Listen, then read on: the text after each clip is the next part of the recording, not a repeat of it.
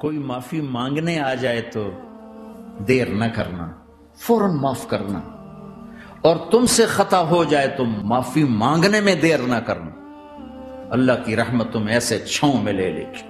اگر ہم اپنے گھر کو صاف نہیں کریں گے تو کتنا گندا ہو جائے گا، اور صاف کریں گے تو چمکدار ہو جائے گا۔ دل تمہارا گھر ہے، اس کو اللہ نے اپنے لیے پسند کیا ہے، اس کو صاف کرو صبح بھی شام بھی۔ یا اللہ میں کسی سے ناراض نہیں، بھائی بھائی ہے، دوست ہے، میاں ہے، بیوی ہے، چاچا ہے، بھتیجا، آپس میں اگر تم کٹے ہوئے ہو اٹھتے ہی صلح کر لو۔